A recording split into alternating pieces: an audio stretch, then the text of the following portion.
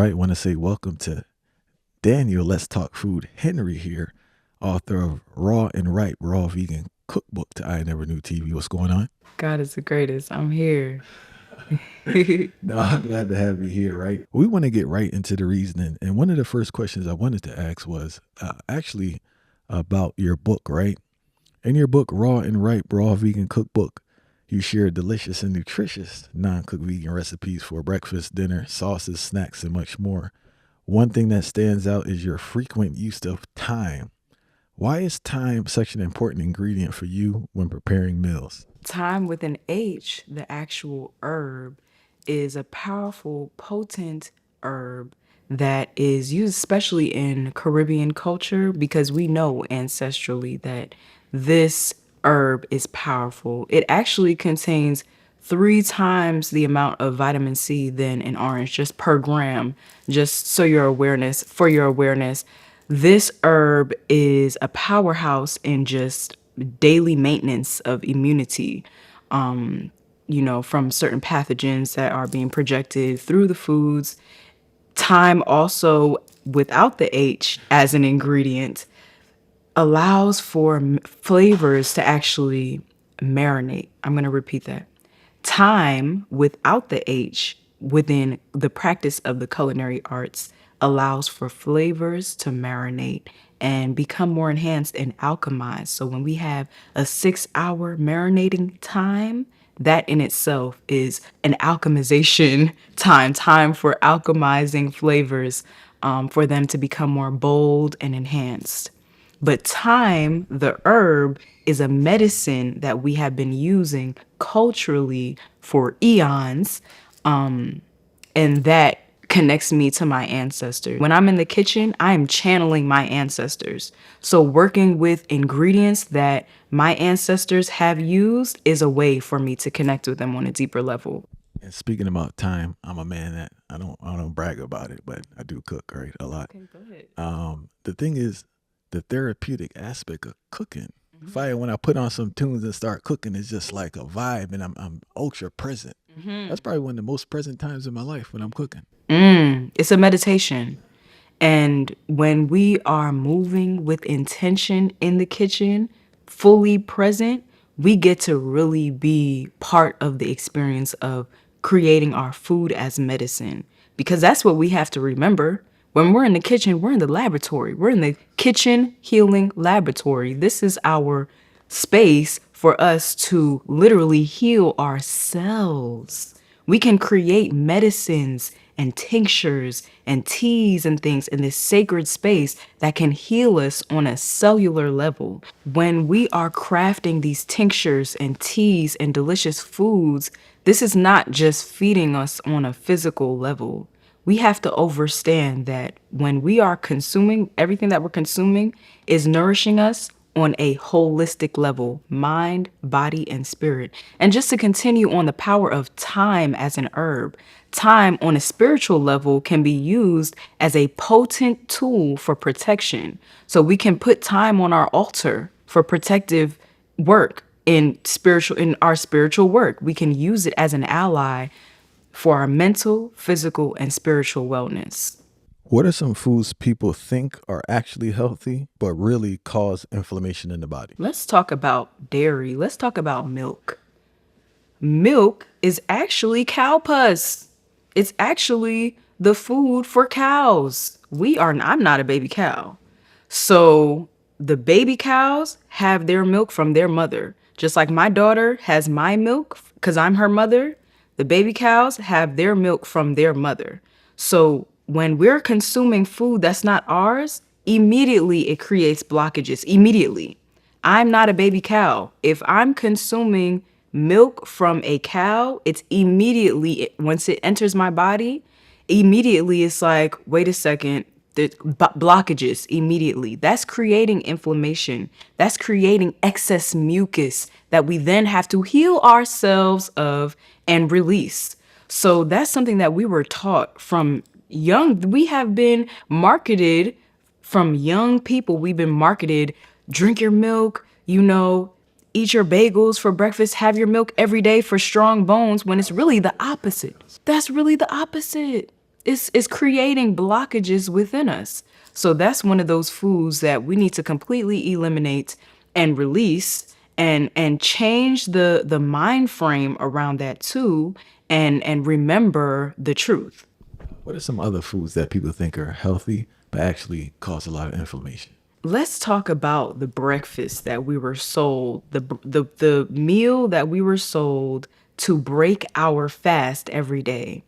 Eggs, pancakes with artificial sugar sprinkled on, smothered on top with that syrup, okay? With the fried bacon, the bacon, which is pigs, right? And pigs are some of the most filthy animals, especially to consume, because they don't sweat. So any parasites that are in them, or anything that's in them that we usually as humans we release through our sweat, they can't release it through their sweat. So anything that they're consuming that is not of the highest frequency, a pig, we then consume it when we choose to eat bacon. So as soon as you open your eyes, eating bacon, eggs, and milk, some of the worst food we can consume, especially to rise up every day after fasting all night. We need to be breaking our fast in a conscious way, consuming liquids, high quality liquids, especially H3O2. That, cold pressed orange juice is a great way to, break your fast, or cold pressed green juice, or fruit. Once we get into our solid foods, that fruit will energize us and nourish us on a cellular level. Beginning our day with a mucus and pus filled plate is some of the worst food, and that was sold to us as a healthy way to break our fast and start our day, when that's the complete opposite. We often hear about generational trauma, right? And curses. But what about generational healing? How can changing the way we eat contribute to healing and disease prevention for generations? So, what is carried on through the generations are the habits that influence the diseases and illnesses. So, it's not that diabetes runs in the family, it's that those habits, those unhealthy habits, run in the family of running to the chocolate cake and the bacon and the eggs for breakfast. So once we shift the practices on a holistic level, we shift the frequency of the bloodline and we get to heal ourselves on a cellular level. So instead of continuing on with the practices that are not contributing to our wellness, we can release those practices and continue on and create a new world for ourselves. We can literally heal ourselves on a cellular level. We can restructure our DNA by restructuring what we're consuming holistically. So I definitely want to ensure that we are grasping the fact that this is not just a physical experience we're having. We have to remove also the gossip and the continuing of the just negative thought patterns, and those things run in the family too. We think it's normal to be talking about uncle and auntie behind their back when that's not normal. We need to be speaking life over our people. That's a way to mentally restructure and spiritually advance as a people and as a bloodline. We have to shift the frequency on a holistic level. Changing what we eat is the beginning, but we're also eating our words, So generational healing can run in the family too. We just have to change the habits into habits that are more supportive of our holistic well-being. And also, we discussed previously in regards to how actions trump words, Yes, especially for our youth, right? I And say. the example I'm gonna give you is a small sample size. I know people in statistics, right? But it is what I observe. The families, not all, but majority, their parents who have a certain consciousness about their health and are fit, their kids tend to replicate that. Not all the kids, but majority of the kids. Even in my own family, in my wife's family, her father still works out to this day. My wife is fit. Oh, praises. My father works out. and I'm fit. Give thanks. You know, so it's just like they didn't see anything, but that observation in regards to modeling behavior. I'm not saying it's a perfect, how will you say, replicating behaviors. I'm not saying it's 100%, but you have a higher probability when you set that example. I think the example, more than the talking, you gave the example of like speaking about family members instead of speaking life. It's a learned behavior, you know? Yes, give thanks. Definitely. Words don't teach. My sister says that all the time. Words don't teach. Actions and behaviors speak louder than words. So when we're having a conversation, it's always an energetic conversation being had as well. There are codes being sent through the exchange that are beyond what words can say. So when we're talking about children who are sponges, they are picking up on subtle cues beyond. Once a child becomes a certain age, they stop listening. They're watching and they're picking up on subtle cues in our behavior and how we move. And that's what they are replicating and creating. Through our behavior, they are picking up on what is truth, basically. We are their first gods. The mother and the father is the first, that's the divine mother and divine father union. We are the children's first gods and first examples of what truth is. So in our embodiment, they get to pick up on that beyond what a word could ever try to teach. Is how does my mom move in chaotic situation? Does she still keep her composure?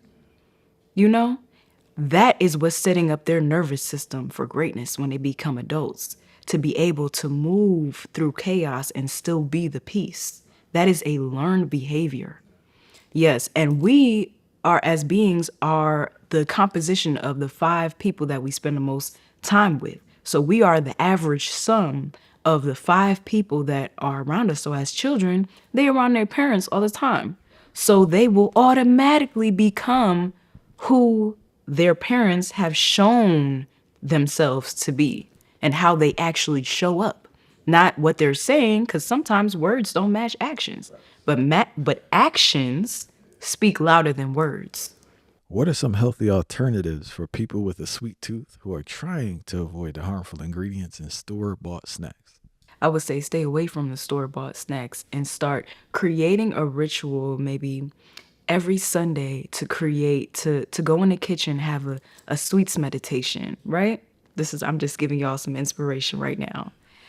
Find you a dope plant-based carrot cake recipe or even like a brownie recipe that includes ingredients that are actually high vibrational. You don't have to completely eliminate, certain foods, but you can choose a better version and make it yourself with intention, right? So instead of, eating the cakes and things, start with dates. Dates is natural candy. Nature already created everything. Nature created the candy for you. Dates, some of the sweetest food on the planet naturally. Fruits, some of the sweetest food on the planet naturally. Make you a fruit salad. And it doesn't have to be a fruit salad. You can still have your pies. In my recipe book, I have a whole bunch of raw pie recipes that you can create. Key lime pie, carrot cake and date bites, cherry cheesecake, all the things, but with different ingredients that make sense with our body and that will actually influence our body to be well instead of create blockages and illness within us. So choosing better ingredients and making it yourself. Yes. For people with busy schedules and no time to prepare meals, or according, some people actually have no time, how can they still eat healthy? We make time for what we want to make time for. And that, I don't have time is an illusion. If you create in time to be out this weekend with the Hennessy bottle, baby, you got time to make some cold pressed juice and set yourself up for greatness. Prepare for greatness. What's that quote? Proper preparation prevents poor performance. So when we prepare, we can perform to our highest degree. So that means maybe you do have to wake up an hour earlier. to do some meal prep. Maybe you just wake up an hour earlier and that's your juice meditation. Maybe once or twice a week, and you set yourself up for greatness. You have all your cold pressed juices already made. Get you the right tools, the right juicer, maybe or even a blender. You can blend you can use a blender to juice. You don't even have to have the greatest tools on the planet. Work with what you got. You have exactly what you need. And that intention will open the way for opportunity for you to be in a space of wellness. You have to set the intention and say, I would like to live a healthier life and I am willing to create the space. The space will be made for you. Wake up an hour earlier, make your juices.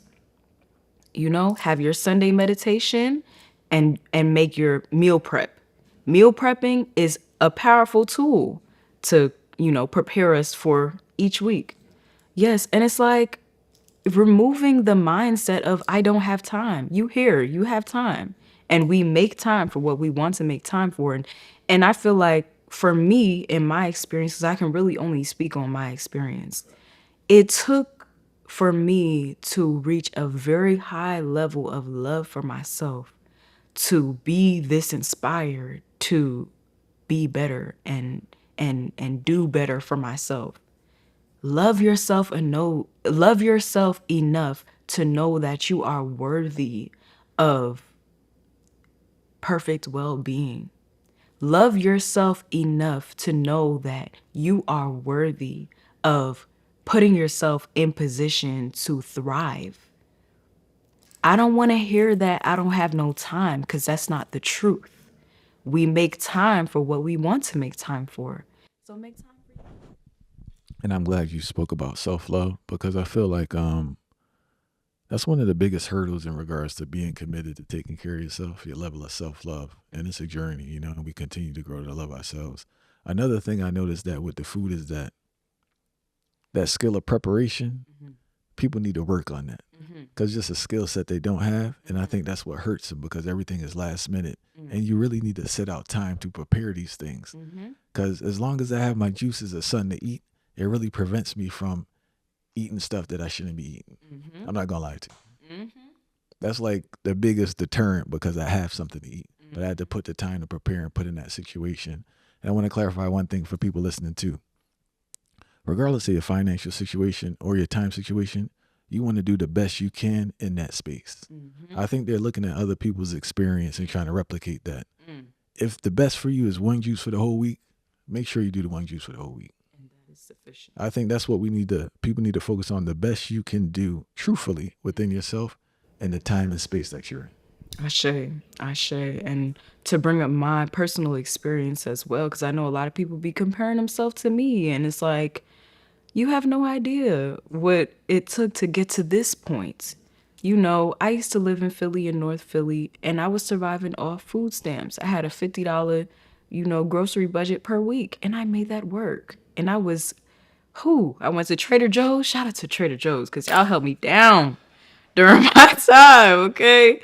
I would go to Trader Joe's once a week, and I was a college student, very busy, very involved in my university, doing this I was doing a lot. So my time was limited. But what did I do? I created time and I created a budget. Even if it was $50, that's what I had from the food stamps. That's what I worked with.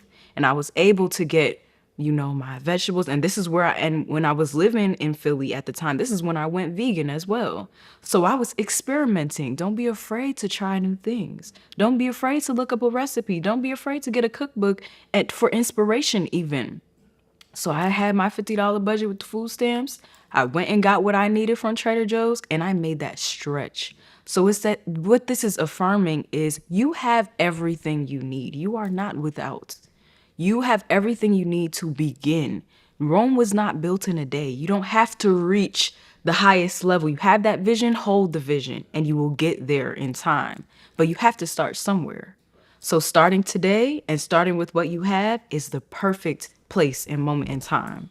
What foods and practices should women focus on to prepare their bodies for a natural birth? Foods to prepare the physical body, the womb, for a natural birth. We want to nourish our womb. We want to nourish our cells with potent green foods. We want to nourish our cells with potent fibrous foods, foods that are good for the colon, are good for the womb. So that means chia seeds, lentils, those kinds of foods, foods high in fiber and greens, that's good for the womb because the colon is located right above the womb. So if your colon is heavy with all of those blockages, basically the white flour, the white rice, the pork, the chicken, the all the substances, the preservatives and the additives that are weighing heavy on our colon is weighing heavy on our womb. It's laying on top of that womb. So it's creating a blockage. We want to lighten the space. So foods that's going to cleanse the colon are great for womb wellness. And herbs for everyday maintenance of the womb, red raspberry is great for the womb space. We also want to increase our foods that are high in iron to help us support our bodies, what our body naturally does, which is create life and give birth. Before you continue, can you share some of the foods high in iron that they should eat? Yes, some foods high in iron include lentils. My favorite herb for iron nourishment is stinging nettle.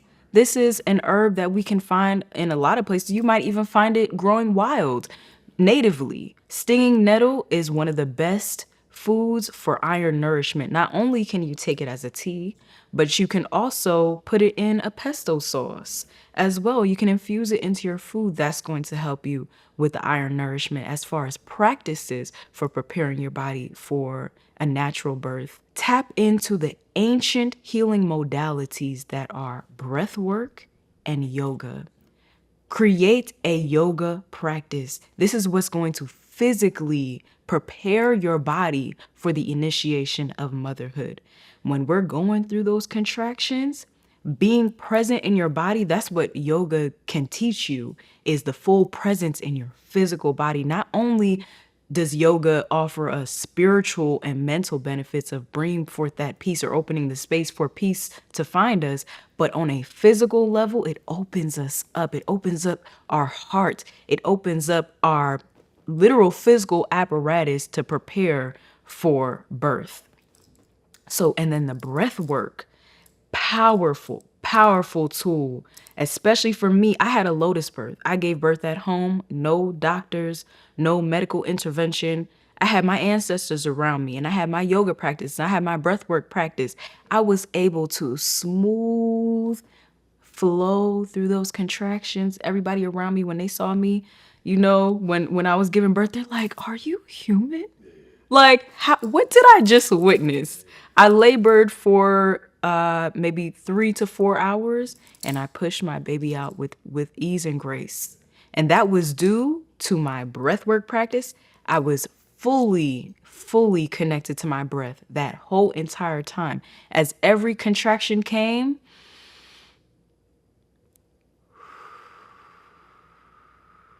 connected deeper to the breath.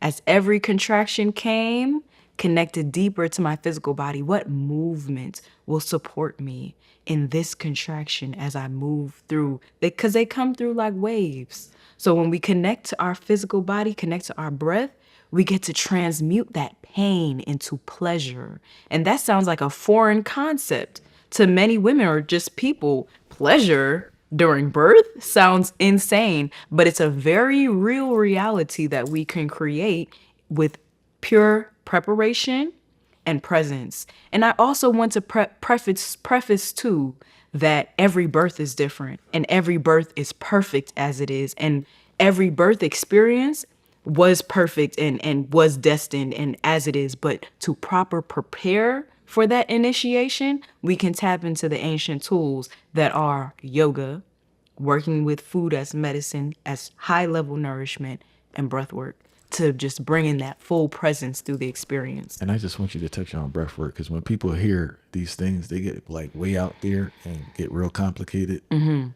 you share basic ways people can start with breath work and being present? That's what it is, being present. Not worrying about yesterday's woes.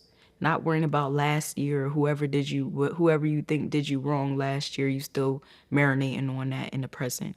Not thinking about tomorrow or the future and in fear of what may be, when in reality, in the present is how we're creating the future. In reality, in the present is how we're transmuting the past into more abundance, more peace, more blessings. Presence is power. Pure presence is where everything lies. So when we're present, we can be in our physical body. When we're present, we can be in our breath fully. We don't have to have this intricate breath pattern situation experience. Inhale and exhale, and full presence through that inhale and exhale is all you need. What are some of the pros and cons of eating only uncooked raw food while being pregnant that you experienced? I know everyone's experience is different, but what are pros and cons for you during that experience? So I want to say this was never my plan to have a fully raw pregnancy. I had been guided to be fully raw for reasons beyond my own understanding, for healing holistically. And through that journey, at first, it was really just going to be a 30-day fast.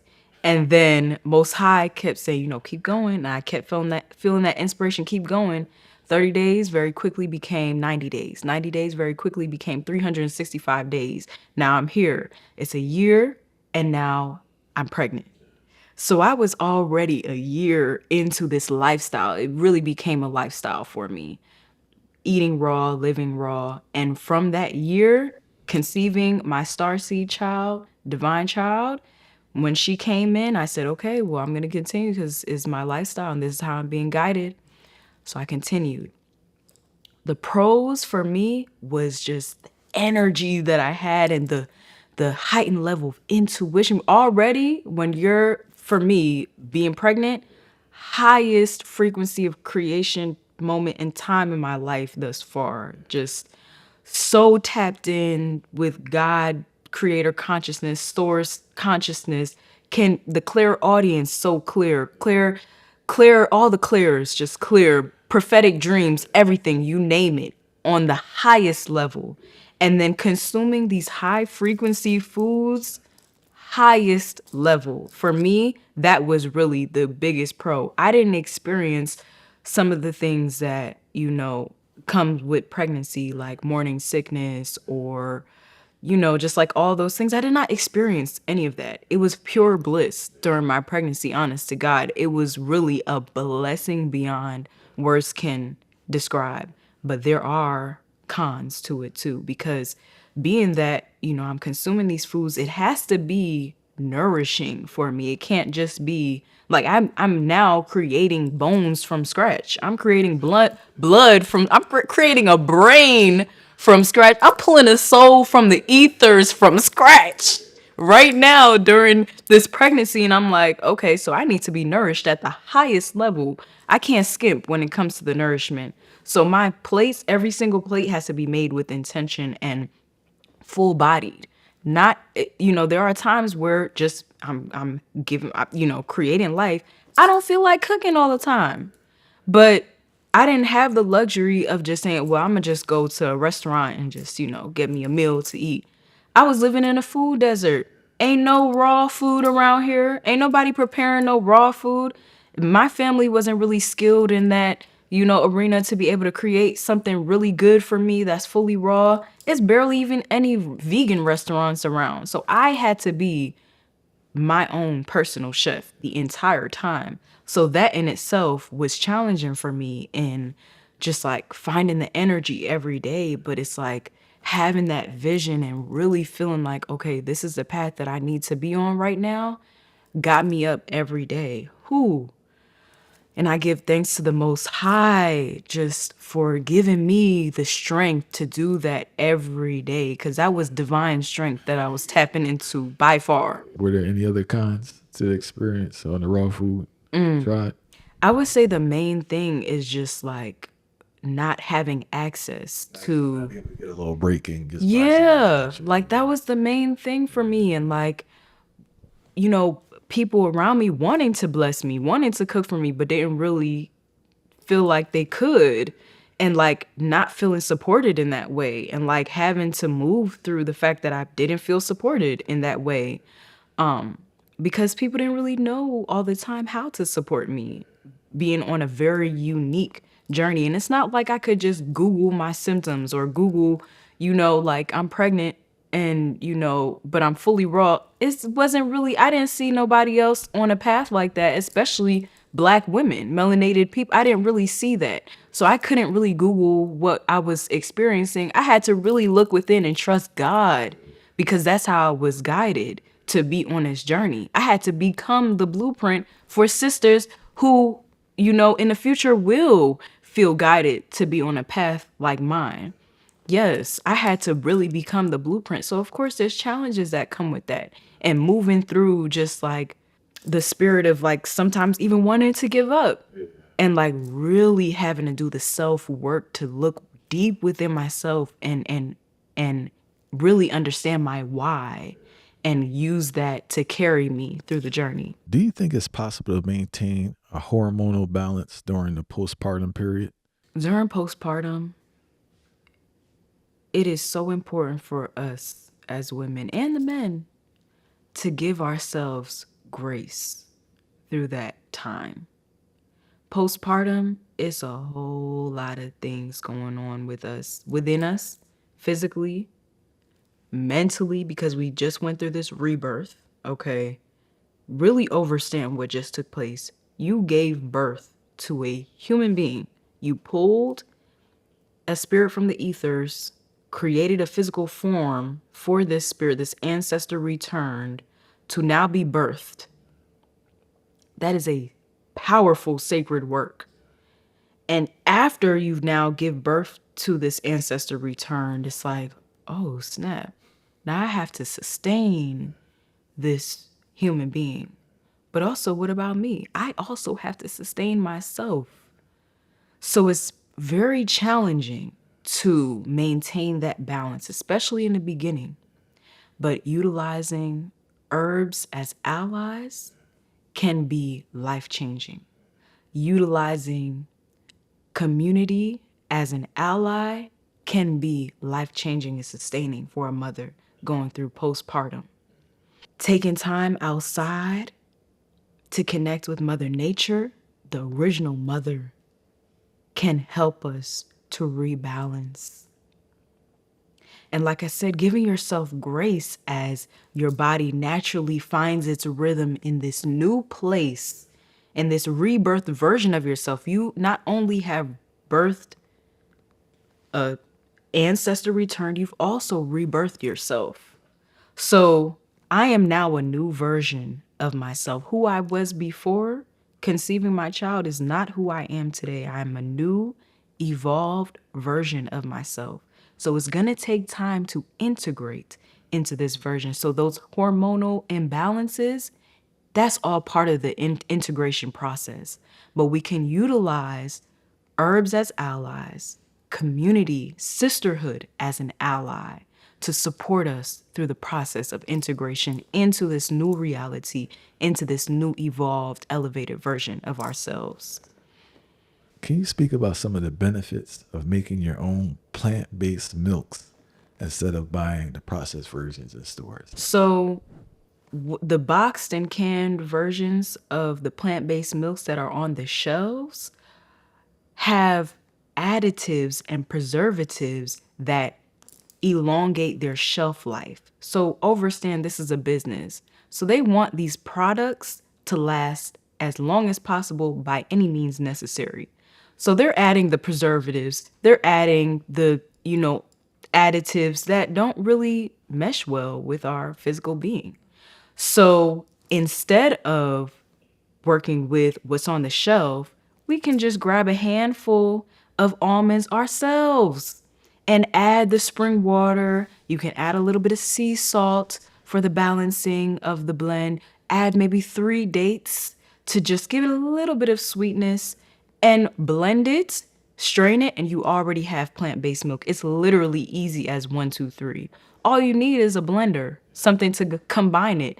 And creating anything from scratch is always the better option because now we get to be intentional with every step of the way. You can grab organic nuts, right? You can harvest your own spring water if you have access to a spring to just raise the vibration even more. Say a prayer over anything that you make. That raises the vibration even more. That intentionality is an ingredient as well. So when we're getting anything pre-prepared, we're essentially giving our power away in many ways. By we don't know who made that. I don't know who made that. I don't know what they adding in that. I don't know how long it's been on the shelf sitting there.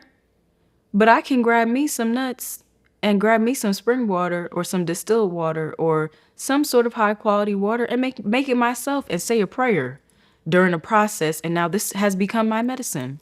I appreciate the time that we live in that information is being shared because I think a lot of the hesitance to do stuff is just lack of information.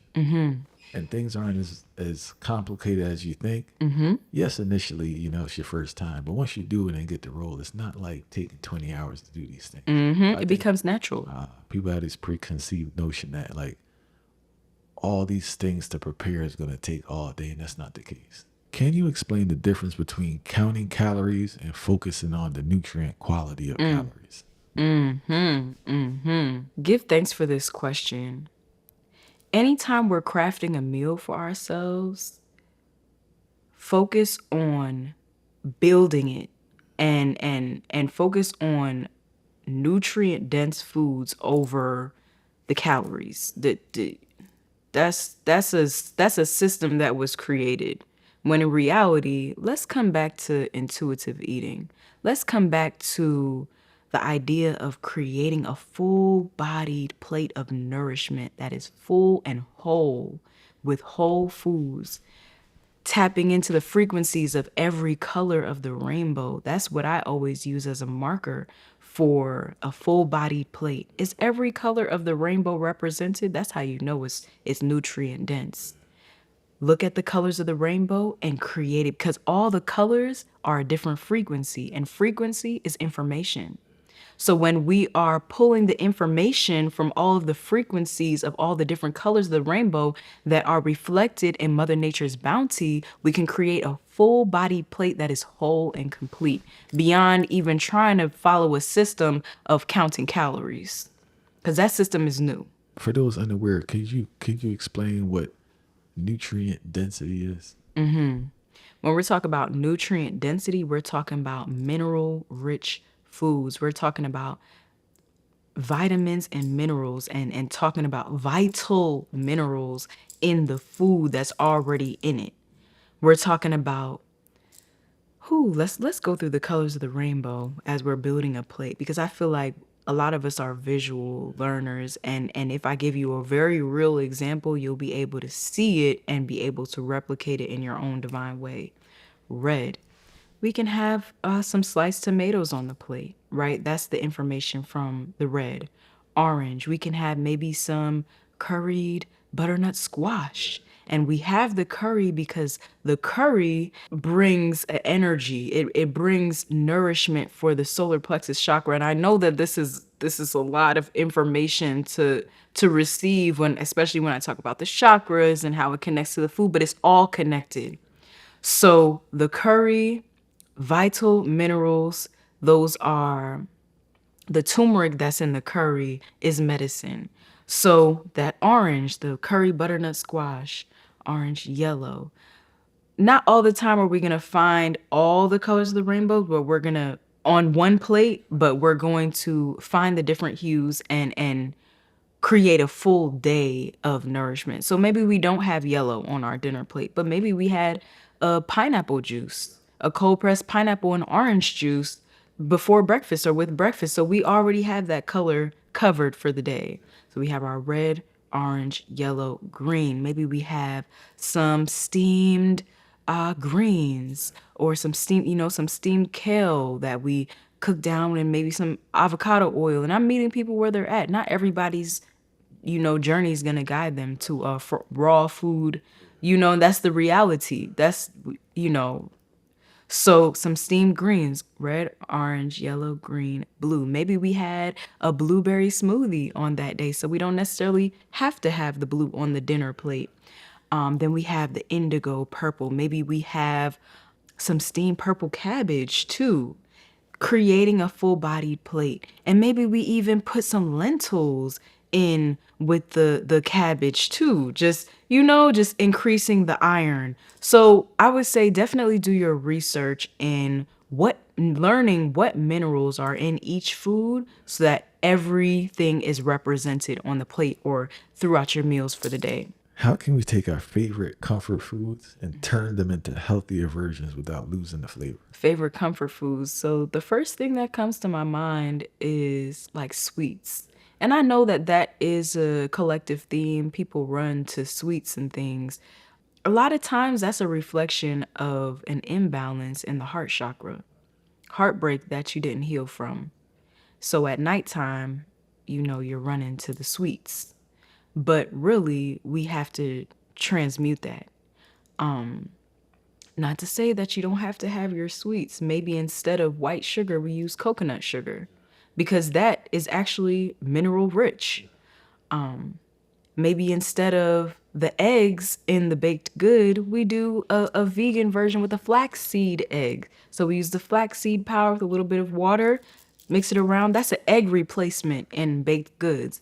Maybe instead of using white flour that we don't receive any nourishment from, maybe we use einkorn flour, which is an ancient grain that has ancient wisdom embedded in it. Instead of white flour that's stripped of any information and nourishment, we can go to an ancient grain and use that as the flour. We can use spelt, or we can use some sort of gluten-free type of flour, maybe a coconut flour. And maybe we even add some blueberries, fresh blueberries into that baked good as well. So we can still indulge, but in a sacred and intentional way. So each ingredient that we're putting in our food has to be with intention and has to be offering us something. It can't be a white flour that's stripped of everything, any information for our bodies, cellular, like do away with that and move into more intentional ingredients. And also, what's coming to me is like fried chicken, right? Instead of doing fried chicken, fried in a whole bunch of vegetable oil and oils that are also creating blockages within us, maybe we switch out the oil to avocado oil. One step at a time in making things better. And maybe instead of chicken, we use a mushroom, oyster mushroom. Maybe we use a lion's mane mushroom, right? And just making better choices every day is really what's going to get us to where we want to be. It's like making better choices and taking it one step at a time. Last thing I want to know, if you realize this on your journey, I realized this about myself is one, I went through a period where I was mistaking hunger for thirst. I was very thirsty. I wasn't hungry. And I was eating too much. I was eating healthy. I was eating too much. I didn't need to eat so much. I think I had like preconceived notions about how much food I should be eating. And I think us collectively, we eat too much. And people just need to reflect on how much they're eating and see how their body reacts when you don't eat that much. You need to eat still. I'm not telling nobody to starve themselves. But there's a sweet spot you can reach where you're eating enough to provide your body with all the nutrients, energy that it needs. But you're not eating so much where you're overeating. Yes, definitely. I feel like collectively we are chronically dehydrated because not only are we not consuming enough high quality liquids and libations, but when we are consuming food, we're consuming food that's dehydrating us. So before you go and eat a very dehydrating meal, have a glass of cold pressed juice before you eat. And then 30 minutes after you drink something, even if it's just water or some tea, before you eat anything, drink. And then 30 minutes later, feel how your body's feeling. How do I feel now? Do I still feel really hungry? Or do I feel satiated and satisfied? So that's a good marker. Consuming liquids first, liquids and libations, waiting 30 minutes, feeling how your body feels, and then deciding, okay, yeah, I think I need some nourishment. Then going into going into a meal that's actually going to nourish you and hydrate you. So there's a lot of foods too that hydrate us. Bell peppers, fruits are hydrating. Eating the foods, eating our water through our food is also beneficial. So instead of eating the dehydrating foods, focusing on hydration on a high level, not only through actually increasing our H3O2, consumption, but also eating our water through our food. And for those unaware, can you give an example of what a dehydrated meal is? White rice, a bagel, okay? These are dehydrating foods. They're not hydrating you. Who? Oh my goodness. So many things coming to my head right now. But any of the foods that's not coming from the earth is probably dehydrating you. That's a marker. Can you share your journey? I know everyone's journey to self love is different, right? Can you share your personal journey or continuous journey of loving yourself? Oh, my self-love journey began with taking accountability for all the ways I was showing myself self-hate and recognizing that, those self-hate practices were taught to me. And so I was able to give myself grace through that. But once you know now, oh, that's a self-hate practice. Eating foods that's not really supporting my well-being, that's a self-hate practice. Speaking words that are not medicine, that's a self-hate practice. Involving myself in spaces that are not uplifting me, that's a self-hate practice. So in identifying all the ways in which I was showing myself hate and recognizing that, yo, I'm worthy of love. Oh my goodness. That awakened so much within me. And knowing that, wow, yeah, like I'm worthy. Like I'm worthy. And not only am I worthy, but like I said, those self-love practices influence all those around you naturally. The people around me deserve to experience me in my highest light. And in me embodying my highest light creates that ripple effect of them also being inspired to embody their highest light. And they also deserve that. So recognizing it's not just about me either. It's also about the people that I love and wanting to see them rise to the occasion that is their highest self. And so that continues on every day, moment to moment. I am actively choosing to show myself love and in return, really showing my community love and showing the world love and showing God love. And knowing that, when I show myself love, I'm pouring into the Most High God. And, I just feel so blessed. And I feel like the way that I can show my appreciation to the Most High is by treating this divine vessel that Most High has given me with respect. I am the altar. I am the walking church. I am the prayer walking. So in honoring myself, I'm honoring God. In honoring myself, I'm honoring the altar. We give, offerings and things to our altar. How about you are the altar? How about this is the holy temple? How about you are the prayer? How are you actually actively showing your devotion to the Most High and how you're actively showing up for yourself? So in really building my relationship with God, source, however you want to put the word to this infinite energy that's within us and around us, that is how I show my appreciation.